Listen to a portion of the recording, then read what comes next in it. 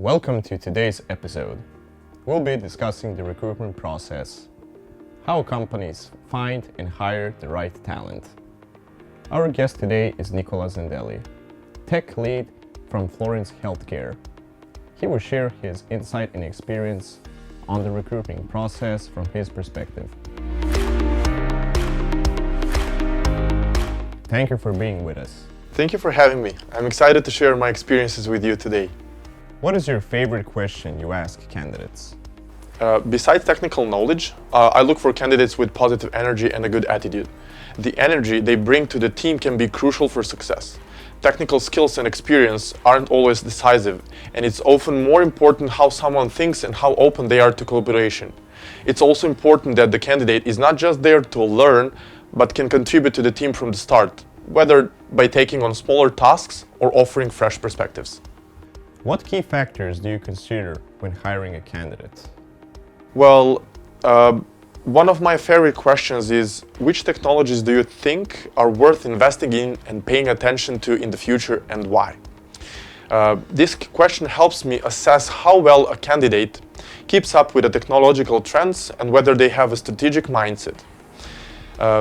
Instead of focusing on their lack of experience with a specific technology, this is an opportunity for them to show how they think ahead and whether they can identify the potential of new technologies and trends, even if they haven't worked with them directly.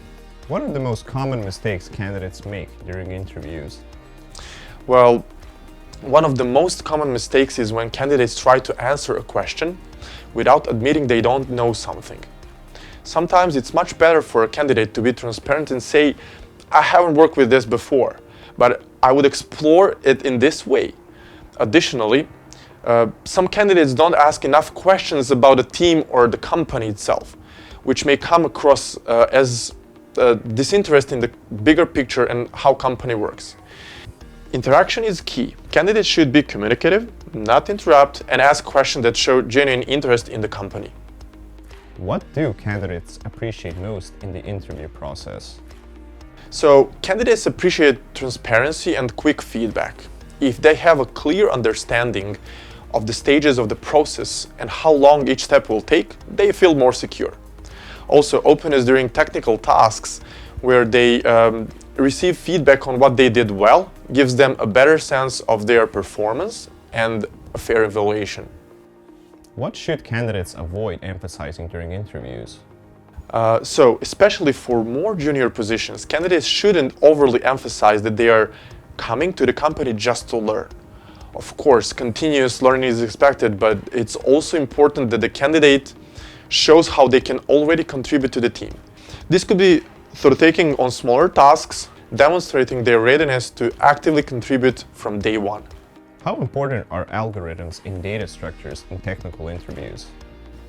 Well, it depends on the project. On some projects where algorithms and data structures are crucial for solving complex problems, understanding them can be very important. However, they often aren't the best indicator of overall engineering ability. What matters more to me is how the candidate solves real-world problems they'll encounter on a daily basis, how they think in practical solutions, and how adaptable they are to the specific challenges of the project. Is it important for candidates to solve tasks perfectly during technical interviews?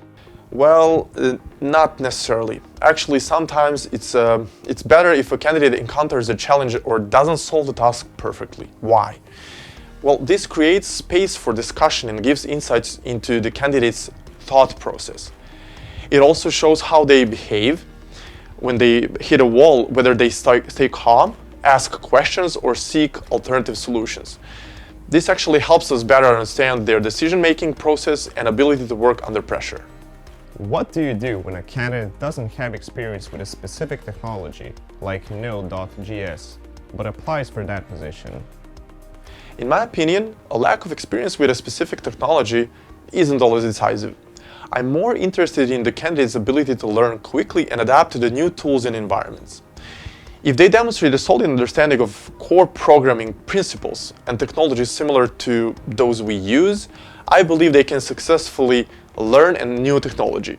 In these situations, it's important to see how they think, whether they are curious and how willing they are to take on something new, as well as their approach to learning. Do you prefer live coding or offline tasks? Well, both have their advantages, but I prefer a combination. Live coding allows us to see how a candidate thinks under pressure, while offline tasks give candidates the opportunity to prepare thoroughly and present their best solution. I always look at how they organize their code, their logic, and how precise they are in explaining their solution.